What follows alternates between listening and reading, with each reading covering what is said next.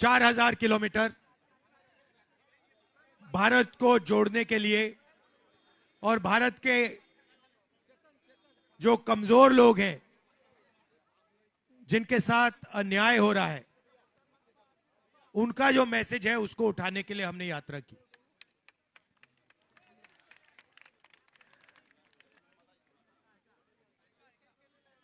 यात्रा में बहुत सारे लोग आए, हमसे मिले और उन्होंने कहा देखिए आप भारत जोड़ो यात्रा कर रहे हो, मगर ऐसे बहुत स्टेट है जहां आप जा ही नहीं रहे हो। आप गुजरात नहीं जा रहे, आप उड़ीसा नहीं जा रहे, आप असम नहीं गए, छत्तीसगढ़ नहीं गए, झारखंड नहीं गए, बिहार नहीं गए, तो ये कैसी भारत जोड़ो यात्रा हुई? आपको दूसरी भारत जोड़ो यात्रा करनी चाहिए, ईस्ट से वेस्ट करनी चाहिए। तो हमने मणिपुर से शुरू किया, आज हम यहां आपके सामने महाराष्ट्र में खड़े हैं और इसमें हमने न्याय शब्द जोड़ दिया। पहली यात्रा भारत जोड़ो यात्रा, दूसरी यात्रा भारत जोड़ो न्याय यात्रा। इसमें न्याय शब्द क्यों जोड़ा? क्योंकि हिंदुस्तान में गरीब लोगों के साथ,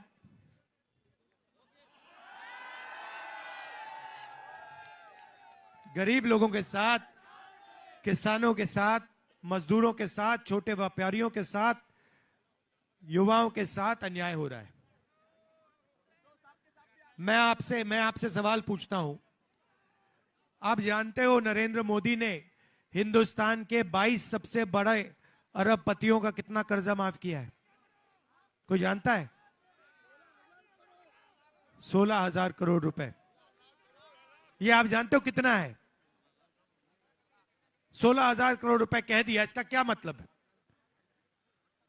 ये जो नंबर है ये आम आदमी को समझ नहीं आता, इतना बड़ा नंबर है, ये अरबपतियों को ही समझ आता है।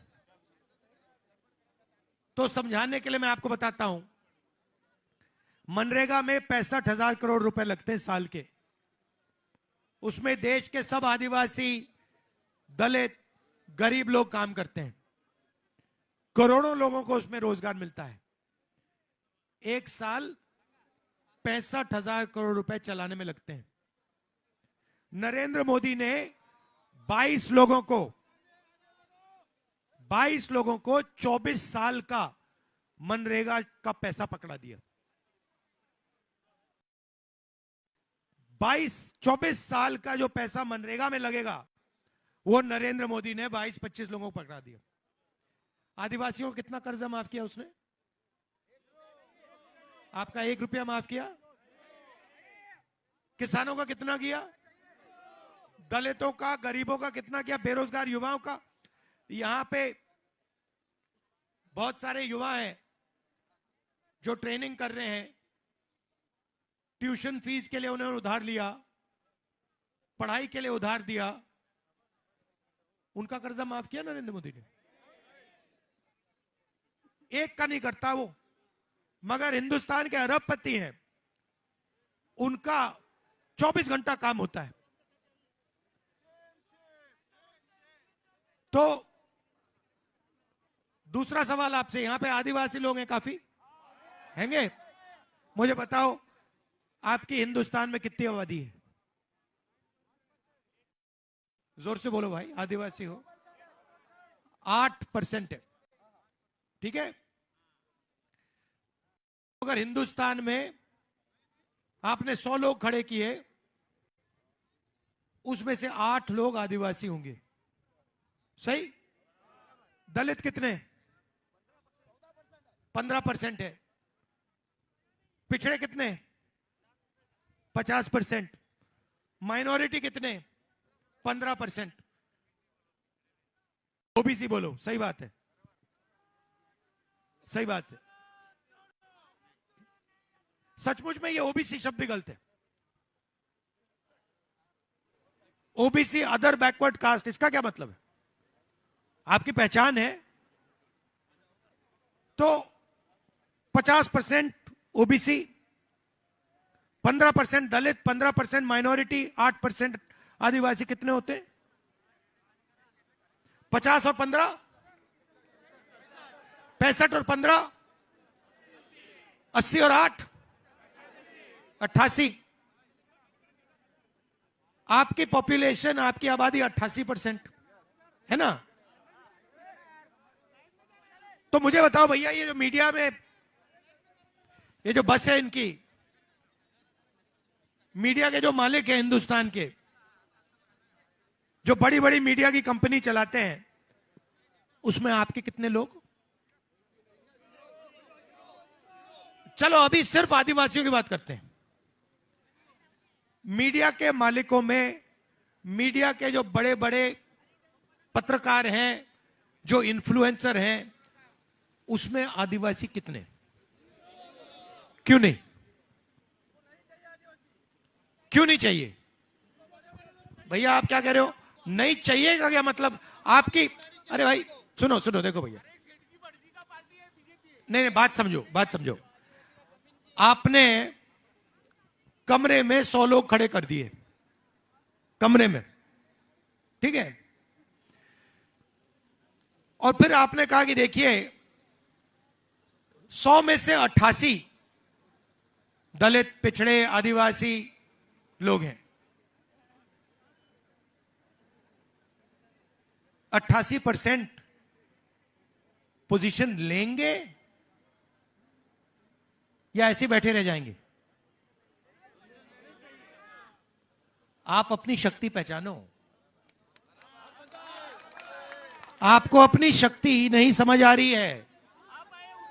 जैसे ही आपने अपनी शक्ति पहचानी, देश हिल जाएगा। आपका मीडिया में एक आदमी नहीं है। एक पत्रकार का नाम बता दो, नेशनल लेवल का एक पत्रकार का नाम बता दो, आदिवासी का नाम बता दो। नहीं एक बताओ, मैं पहले एक बता दो, नाम बता दो।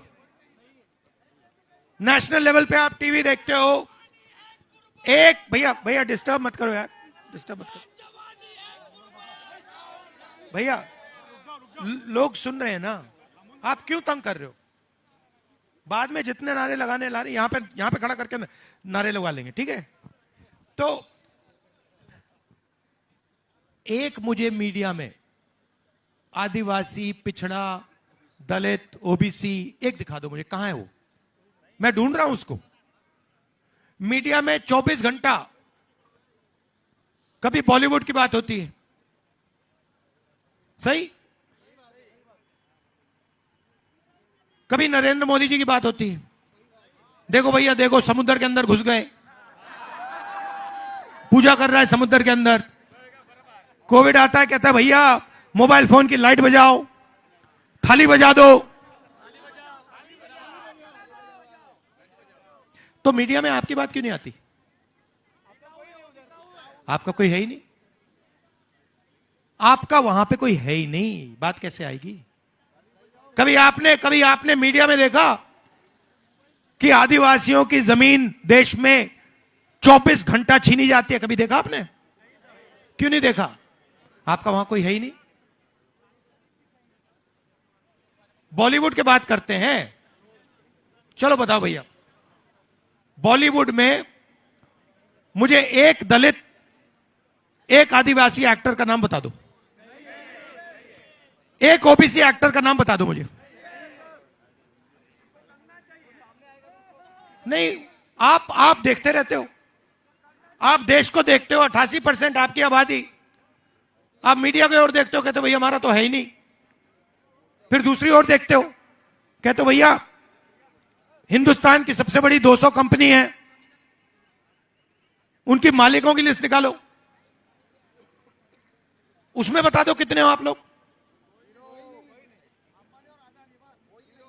अदानी पिछड़े वर्ग का है, ओबीसी है, दलित है, आदिवासी है, तो फिर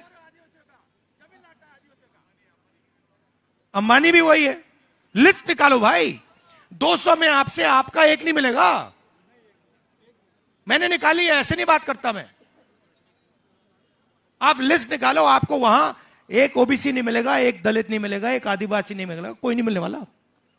वहां पे 5% का राज चल रहा है, उसमें गरीब जनरल कास्ट भी नहीं है।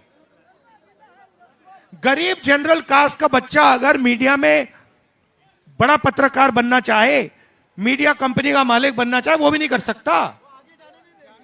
नहीं देंगे, आगे जाने नहीं देंगे। शक्ति पहचान अपनी। कैसे कैसे रोकेंगे आपको?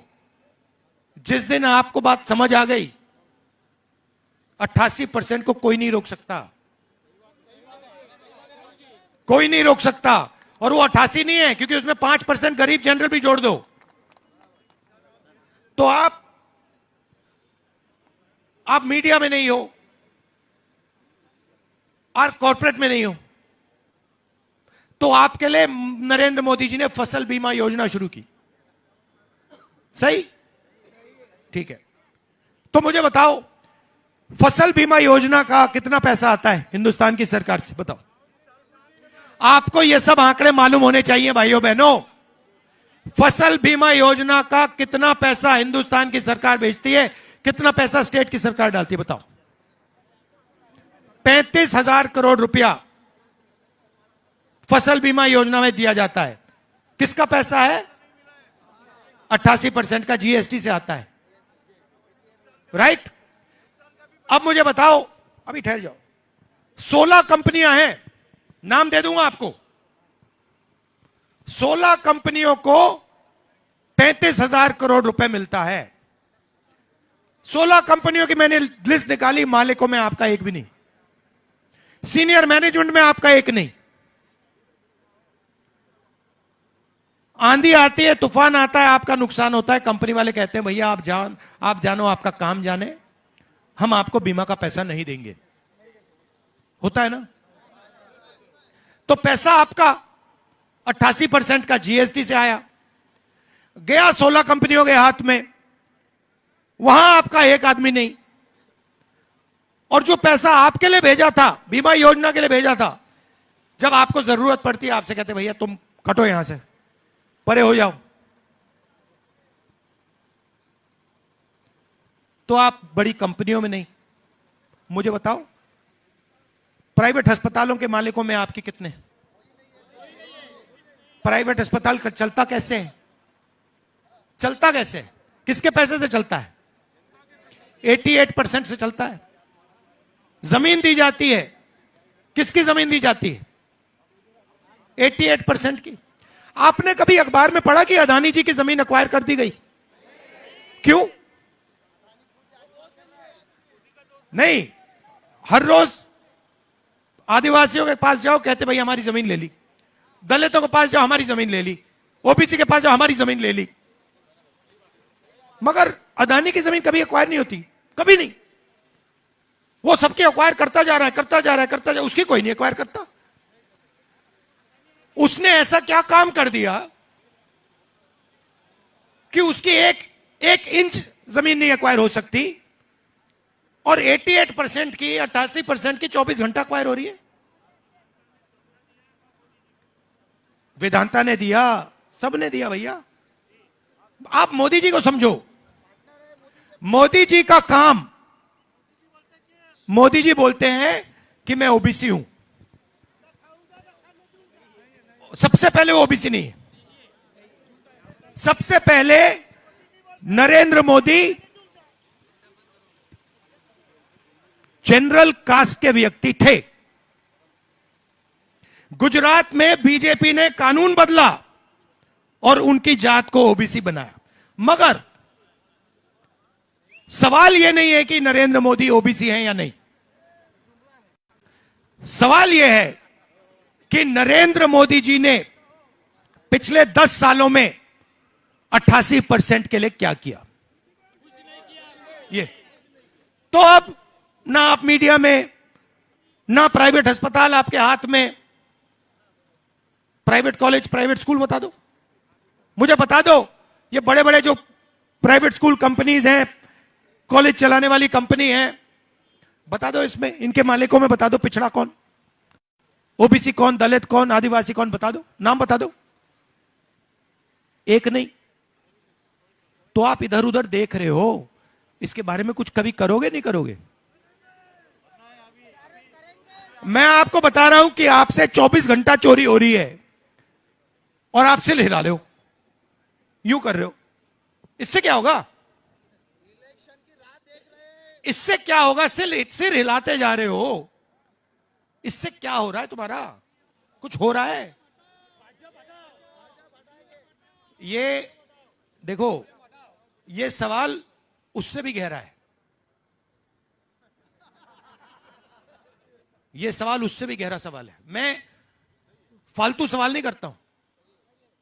यह सवाल है कि हिंदुस्तान की 88% आबादी को इस देश में कोई भागीदारी क्यों नहीं है? यह सवाल है।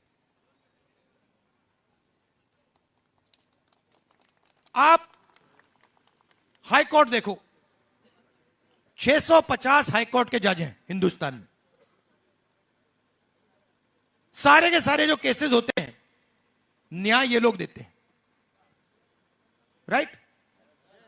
10 साल लग जाते हैं आपके, 20 साल लग जाते हैं आपके, लोग मर जाते हैं, केस चलता रहता है। 650 में से 88% के कितने? 100। और वो भी 100 छोटे छोटे केस करते हैं। 3% के हाथ में जुडिशरी, पैसा, कॉरपोरेट, मीडिया, ईवीएम, सब हाथ में। और आपसे कहते हैं भाई और बहनों, नहीं, आपसे कहते हैं आधी रोटी खाओ, प्रभु के गुण गाओ, भूखे मर जाओ। आधी रोटी खाओ, प्रभु के गुण गाओ, भूखे मर जाओ। नहीं, और आप क्या करते हो? आप कहते हो हां जी, हाथ जोड़ते हो और कहते हो भैया ठीक है, आप सब उठा के ले जाओ, हम यहां पे मतलब हाथ जोड़ के प्रभु के गुण गा रहे हैं, भूखे मर रहे हैं। हंसी आ रही है आपको? नुकसान तो आपका हो रहा है। हाँ, गुस्सा आ रहा है, गुस्सा आना चाहिए। अब आप मुझे कहोगे, देखो राहुल जी, आपने हमें मीडिया का बता दिया, आपने हमें सबसे बड़ी कॉर्पोरेट्स का बता दिया, मगर सरकार में तो हमारे लोग हैं, सरकार में तो हमारी भागीदारी है। हमारा ओबीसी प्रधानमंत्री है। तो मैं आपको सरकार का बताता हूं। हिंदुस्तान की सरकार को एमएलए नहीं चलाते, एमपी नहीं चलाते।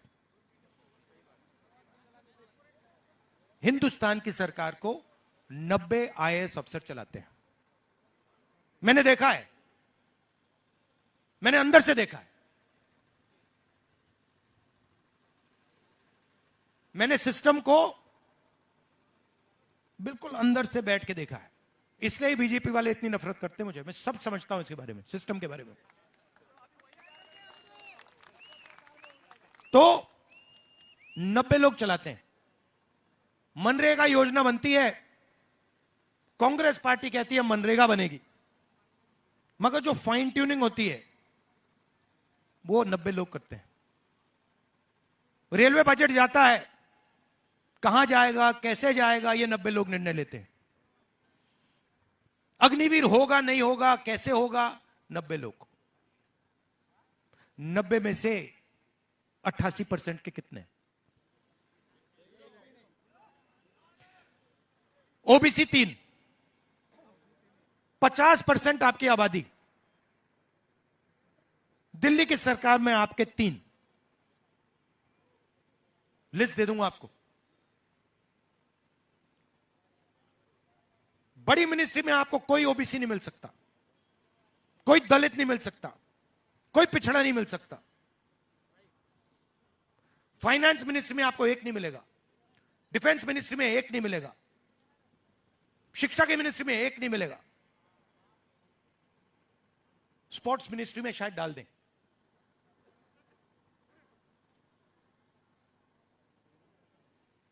अगर हिंदुस्तान की सरकार 100 रुपए खर्च करती है बजट में अगर 100 रुपए खर्च होता है तो पिछड़े वर्ग के अफसर 5 रुपए का निर्णय लेते हैं। ठीक है। दलित अफसर 1 रुपया का निर्णय लेते हैं और आदिवासी जो 8% हैं वो 10 पैसे का निर्णय लेते हैं। यह है आपकी भागीदारी। सरकार में 100 रुपए खर्च होते हैं, आपके अफसर 6 रुपए का निर्णय लेते हैं। 6 रुपए 10 पैसे, बाकी सब 3%।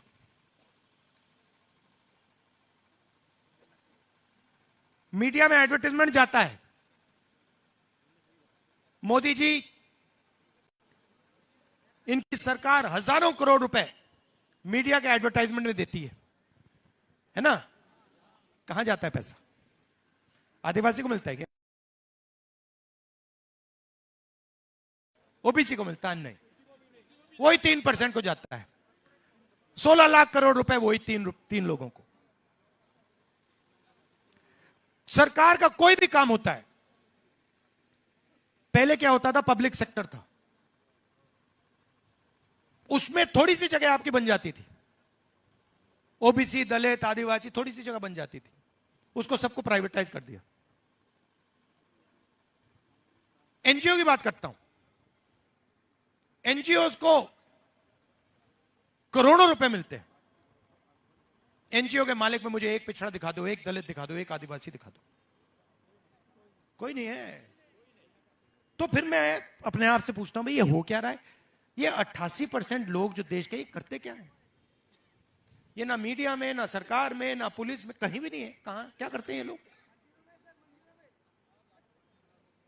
क्या करते हैं ये? मजदूरी करते हैं। अभी जाग नहीं रहे। जिस दिन जागना शुरू हो गया ना, ये देश हिलना शुरू कर देगा। अभी जागने, अभी अभी अभी बहुत मतलब अभी अभी अभी अभी अभी तो कोई आइडिया नहीं है भाई। अभी कोई आइडिया ही नहीं है। कैसी कैसी कैसी चोरी हो रही है, देखो मैंने अंदर से देखा है। सिस्टम को मैं बहुत अच्छी तरह जानता हूं, किस प्रकार से 88% को लूटा जा रहा है। आप मुझे एक योजना दे दो, मैं आपको बता दूंगा इसमें ऐसे किया जाता है। अग्निवीर की बात करनी है, बता देता हूं। फैशन का टॉपिक है आजकल।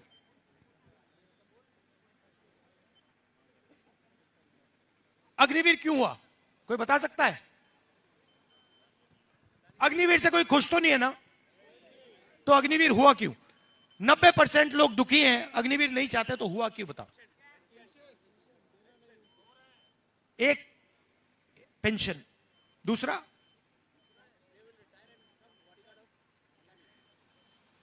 सबसे पहले क्या होगा? 4 लोगों को लिया जाएगा, ठीक है? उनसे कहा जाएगा भैया तुम अग्निवीर हो। उसमें कौन जाएंगे? उसमें 88 में से जाएंगे। उसमें दलित जाएंगे, पिछड़े जाएंगे, ओबीसी जाएंगे, आदिवासी जाएंगे गोली खाने के लिए। उनको 6 महीने की ट्रेनिंग दी जाएगी और उनसे कहा जाएगा देखो भैया चलो तैयार हो जाओ, उधर जाओ, चाइना के सामने, सैनिक के सामने खड़े हो जाओ। वो चाइना के सैनिक को 5 साल की ट्रेनिंग मिलेगी, इसको 6 महीने की। अगर यहां पे हमने एक लड़के को 6 महीने की ट्रेनिंग दी राइफल चलाने की और दूसरे को 5 साल की ट्रेनिंग दी और दोनों को खड़ा कर दिया, क्या होगा?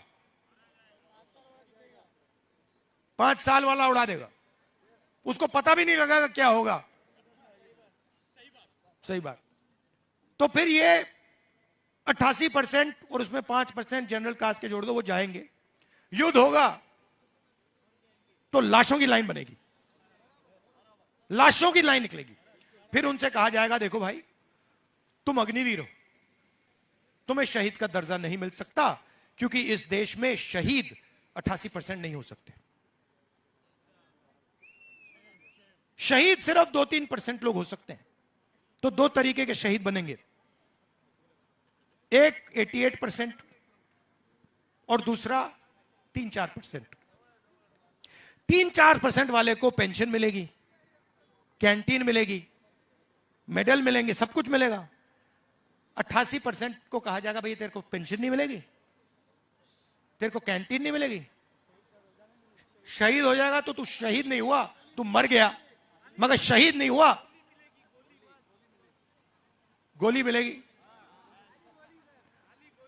राइट। और जो पहले आदर मिलता था गांव में कि देखो एक सर्विसमैन है, ये देखो ये हिंदुस्तान के झंडे के लिए खड़ा हो गया था, वो जो आदर है वो भी नहीं मिलेगा। तो जो आपका पैसा था, पेंशन का पैसा था, 88% का पेंशन का पैसा था, कैंटीन का पैसा था, ट्रेनिंग का पैसा था, वो कहां जा रहा है? वो अदानी के पास जा रहा है। अब आप एक काम कीजिए, इंटरनेट पे जाइए, अदानी डिफेंस कंपनी को खोलिए। अदानी डिफेंस कंपनी को खोलेंगे तो आपको दिखेगा कि हथियार भी वो बनाता है, राइफल भी वो बनाता है, पिस्तौल भी वो बनाता है, ड्रोन भी वो बनाता है, गोला बारूद भी उसका। पहले क्या होता था, पहले एचएल बनाती थी।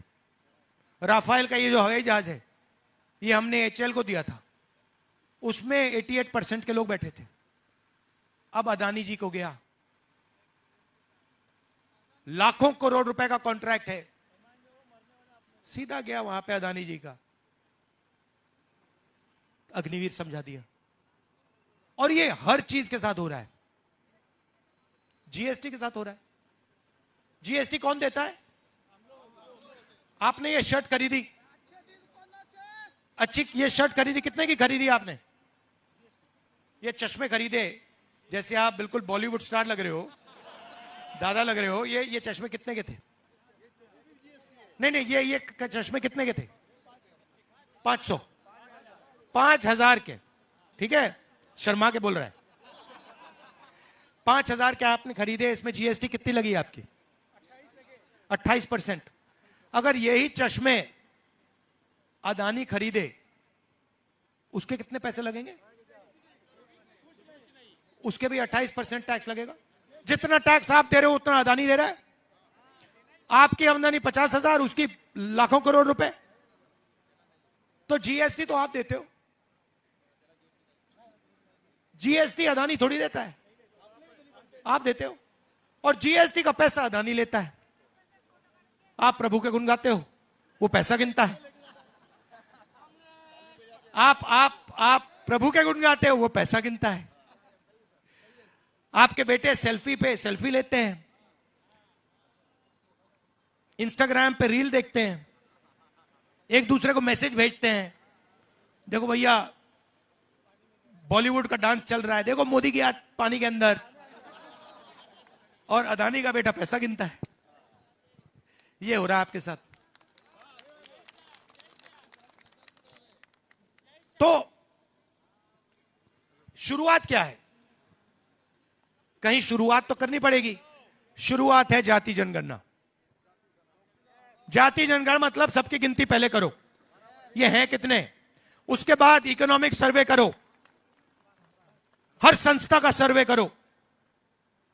ये हमारे पुलिस में अफसर बैठे हैं, ठीक है, पुलिस का एक्सरे लो, इसमें दलित कितने, आदिवासी कितने, पिछड़े वर्ग के लोग, ओबीसी कितने, सीनियर लेवल पे कितने, जूनियर लेवल पे कितने, कॉर्पोरेट्स की लिस्ट निकालो, कितने ओबीसी, कितने दलित, कितने आदिवासी, कहां कहां बैठे हैं। धन का सवाल पूछना शुरू करो भाइयों और बहनों। उल्टी सीधी बातों में मत लगो। सवाल पैसे का है, देश पैसे से चलता है। आपको सिर्फ एक सवाल पूछना है। अदानी वो सवाल हर रोज सुबह पूछता है, आज हिंदुस्तान की सोने की चिड़िया से मुझे कितने पैसे मिले, यही सवाल है। और कोई सवाल नहीं है। ये जो पुलिस की वर्दी है, ये पैसा है, ये पावर है। हाई कोर्ट जो है वो पैसा है, पावर है। पब्लिक सेक्टर जो है पैसा है, पावर है। आप यही सवाल पूछो, इस देश ने आज मुझे कितना पैसा दिया, पावर में कितनी भागीदारी दी। मैं 88% का हूं, मेरे लोग कहां हैं? यही सवाल है। कहीं नहीं है, मगर आप बस देखते रह रहे हो। आजादी की लड़ाई आप लोग लड़े थे, ये 88% लड़े थे भैया। जहां देखो, आप अपने जूते को और देखो, वहां भी वो बैठे हुए हैं। शर्ट देखो, उसके अंदर भी घुसे हुए हैं। आपने बाल कटाए ना आज, बड़ा अच्छा हेयर कट लग रहा है आपका। नाई ने बाल काटे ना, मगर जीएसटी उससे भी ले ली। तो जहां भी आप देखो, आपसे पैसा चूसा जा रहा है, चूसा जा रहा है, चूसा जा रहा है। मैं आपसे कह रहा हूं, बस ये देखना शुरू कर दो। सबसे पहला कदम कि यार पैसा जा कहां रहा है, और दूसरा कदम हमारे यहां कितना आ रहा है, हमारे गांव में कितना आ रहा है, हमारे युवाओं की शिक्षा में कितना जा रहा है, स्वास्थ्य में कौन दे रहा है, यह सवाल है। आदिवासियों के लिए 5 चीजें इंडिया सरकार करने जा रही है। मेरे पास यहां पे लिस्ट पड़ी है, मैनिफेस्टो में लिखा हुआ है। सबसे पहला काम, जो भी आपकी जमीन की मामले हैं, जहां आपको आपकी जमीन नहीं दी जा रही है, पट्टा नहीं दिया जा रहा है, उसको हम 6 महीने के अंदर आपके हवाले कर देंगे। फॉरेस्ट राइट एक्ट की जो क्लेम्स हैं, वो सारे की सारी 6 महीने में हम पूरा कर देंगे। जो जंगल और जमीन का हमने आपको अधिकार दिया, जो बीजेपी वाले आपसे छीनते हैं, उसको हम एक बार फिर आपके हवाले कर देंगे। अब ये ऐतिहासिक बात आपको बताने जा रहा हूं। आप 6 शेड्यूल को जानते हो? 6 शेड्यूल आपने सुना है? 6 शेड्यूल किसी ने सुना है यहां पे? नहीं। कमाल की बात है। हाँ, 6 शेड्यूल मतलब जो लोकल सरकार होती है उसके हाथों में पावर होती है। 6 शेड्यूल मतलब जो गांव है, जो छोटे छोटे कस्बे हैं, पावर उनके हाथ में होती है। ठीक है? तो हमने निर्णय लिया है, जहां भी देश में आबादियों की 50% से ज्यादा, आदिवासियों की 50% से ज्यादा आबादी है, वहां पे 6 शेड्यूल लागू कर दिया जाएगा। मतलब ये आपके ऊपर से जो राज होता है, वो ऊपर से नहीं होगा, आप अपना राज करोगे पूरे हिंदुस्तान में, जहां भी आपकी आबादी 50% से ज्यादा है। और आखिरी काम, किसानों के लिए हमने लीगल एमएसपी लागू की है, करने जा रहे हैं। वैसे ही जो आपका जंगल का प्रोड्यूस होता है, जो जंगल में उगता है, जो आप बेचते हो, उसके लिए भी हम गारंटी करके आपको मिनिमम सपोर्ट प्राइस, कम से कम दाम देने जा रहे हैं। और 5वां काम, शायद सबसे बड़ा काम, हिंदुस्तान के सब गरीब परिवार हैं, उनकी लिस्ट बनाई जाएगी। उसमें ज्यादा से ज्यादा 88% के होंगे।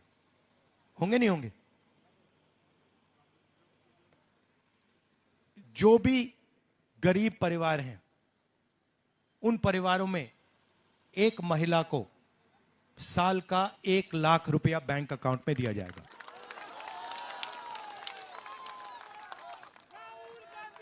सीधा हर महीने आपके बैंक अकाउंट में पैसा आएगा। सभी कास्ट को, जनरल कास्ट, ओबीसी, दलित, आदिवासी, जो भी गरीब है, 1 लाख रुपया खाउटी के उसकी तो बात बोलने की जरूरत ही नहीं, वो तो हम करेंगे ही करेंगे महाराष्ट्र में। तो 1 लाख रुपया, देखिए क्या होता है। पुरुष काम करता है, फैक्ट्री में जाता है, फैक्ट्री में काम करता है, सही बात। महिला क्या करती है? महिला बाहर जाके काम करती है, उसकी एक शिफ्ट वो हो गई, और दूसरी शिफ्ट क्या होती है? घर को चलाती है। तो महिला डबल काम करती है।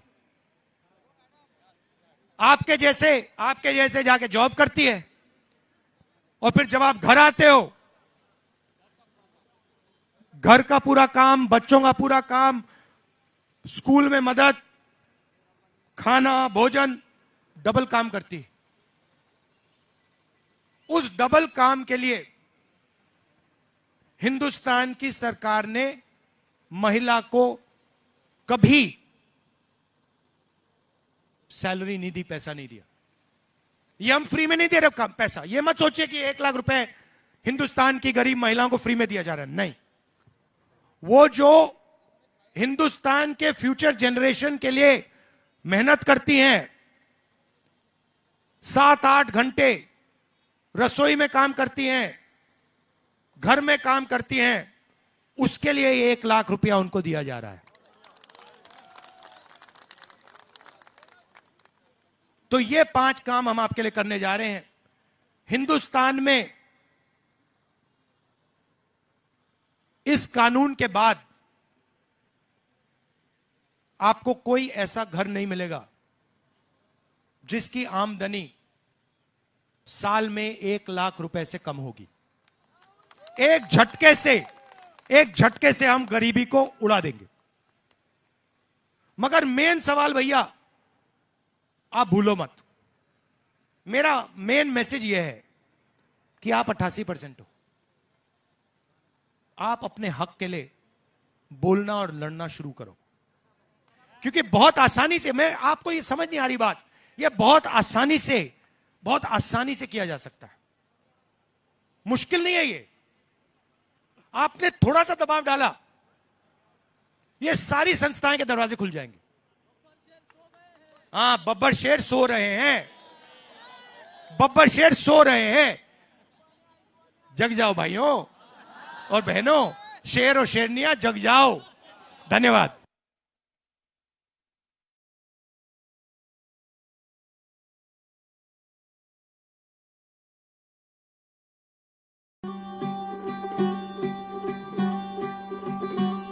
ये राह भले हो लंबी, ये राह भले दूभर हो,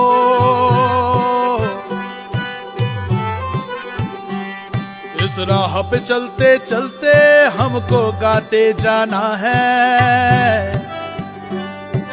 जो भारत को मां माने वो साथ हमारे आए, आके चेहरे पे मुस्कान जगाने आए। सब अंधेरे धुल जाएंगे जब पाएंगे न्याय, हम तीन रंग लहराएंगे जब पाएंगे न्याय। सब अंधेरे धुल जाएंगे जब पाएंगे न्याय, हम तीन रंग लहराएंगे जब पाएंगे न्याय। न्याय जो मजदूर किसानों की मेहनत में रंग लाए, हर औरत के साथ चले, हर एक युवा के संग आए। न्याय जो भागीदारी का हर एक को अपनाए, 5 न्याय का परचम अपना गली गली लहराए। हम जुड़े और जुड़ जाएंगे जब पाएंगे न्याय, हम तीन रंग लहराएंगे जब पाएंगे न्याय। हम जुड़े और जुड़ जाएंगे जब पाएंगे न्याय, हम तीन रंग लहराएंगे जब पाएंगे न्याय। जन जन की बातें एक मन की बात के नीचे दबे नहीं, भारत माँ के बच्चे दानव दल के आगे झुके नहीं। संघर्षों की परिभाषाएं भविष्य को बदलाए, न्याय के पथ पर चलने वाले न्याय से पहले रुके नहीं। सब एक साथ